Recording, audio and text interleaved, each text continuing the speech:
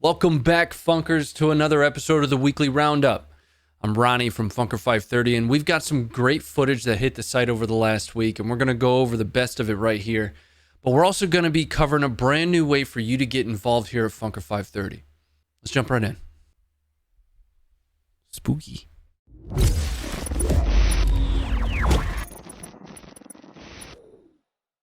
Now, for our very first and featured video today, we've got a little throwback to that time a National Guard logistics convoy thought it'd be a good idea to absolutely light up the 101st Airborne while they were on patrol in Afghanistan.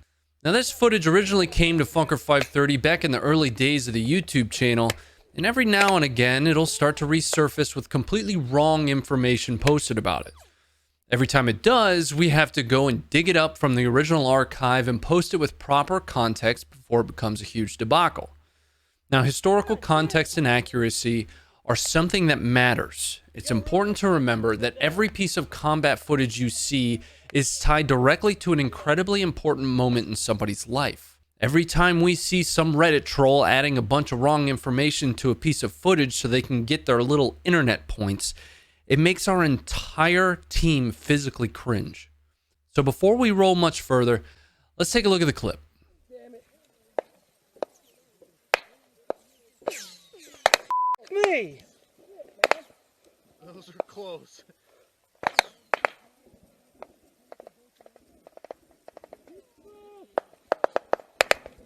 What?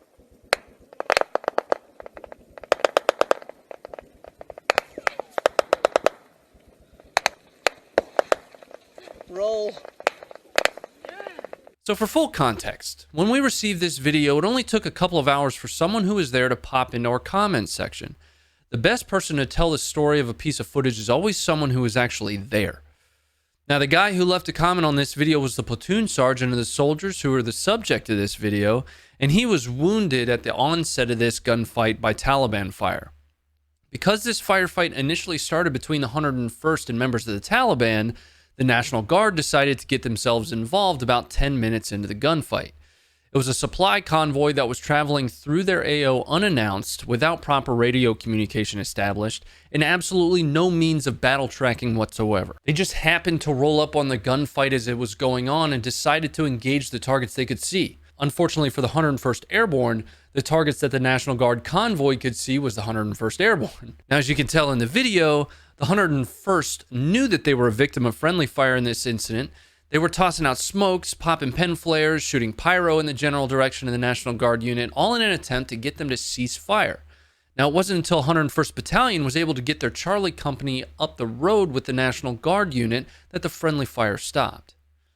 Now, fortunately, there were no casualties reported specifically from the friendly fire outside of the platoon sergeant who was shot by the Taliban just minutes before the whole incident started. Remember, kids, friendly fire isn't. I'll tell you what, them dudes from the 101st kept pretty cool and calm and collected given the circumstances, and that's likely because they had themselves a box full of Jake's Mint Chew. Jake's Mint Chew is the sponsor of this episode of the Funker News Network, and I have a lot of experience using their wintergreen to help get me off that school. I dipped from high school all the way up to just a few years ago, and Jake's was the only alternative that didn't fall apart when I put it into my lip. Jake's Mint Chew is a tobacco-free alternative to chewing tobacco that comes in so many different flavors and varieties that there's no way there isn't something that's going to pique your interest. And for those that aren't hammered by the big green weenie, not understanding literally how plants work, they even have a CBD version. Listen, Jake's ships worldwide. It contains 0 sugar. It's made with natural ingredients. And yes, you can swallow the juices.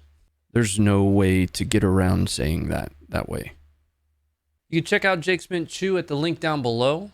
When you get over there, don't forget to use the code FUNKER for 10% off your order. I'm a big fan. Head on over there. Now, let's talk about some other videos posted on the site this week. Well, we got another ODA introducing ISKP to Carl Gustav. We've got a gut-wrenching video of a Marine taken around to the neck and a corpsman stuffing some gauze down into it. Hey, we're taking fire from the Lima 2 mark and the south side!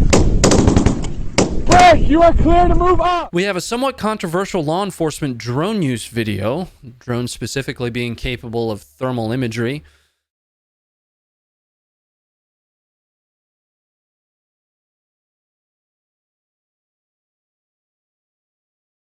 Come here now. Over here to my sound of my voice.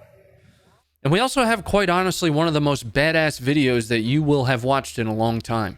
A special operations team rolls into an ISK compound in Nangarhar with guns blazing.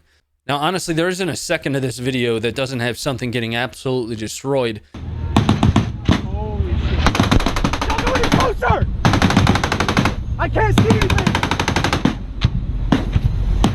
Keep doing what you're doing.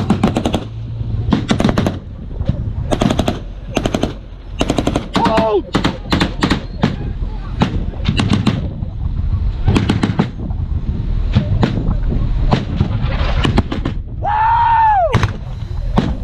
Holy shit!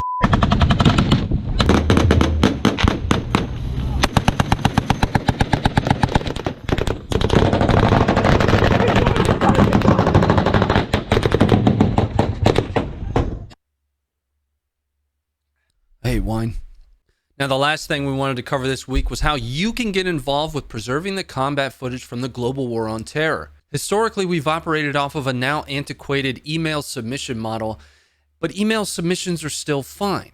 With the growth of the platform, it's pertinent that we make it ever easier to access and submit content that has the potential to be shown to millions of followers. Starting today, we're launching our first forward-facing user submission form. Now, I hope you don't break it, because I spent like 40 minutes learning how to build it in the first place.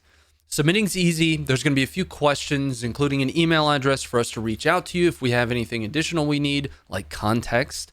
The story tab is important to us. And there's going to be a spot for you to post the link to an unlisted YouTube video. It's important for us to continue to highlight the stories behind the combat and public service footage that we host on the site. So if you've got old footage that you're sitting on, don't hesitate to send it in to us. That's going to be it for this episode of the Funker News Network, folks. Again, I'm Ronnie from Funker 530.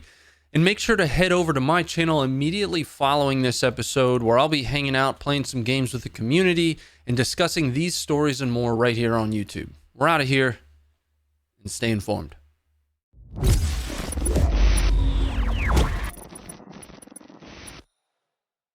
Hey, Funkers. It's Ronnie again. Listen, at some point, I won't need to keep reminding you, but if you haven't done so already, please head over and download the Funker 530 app.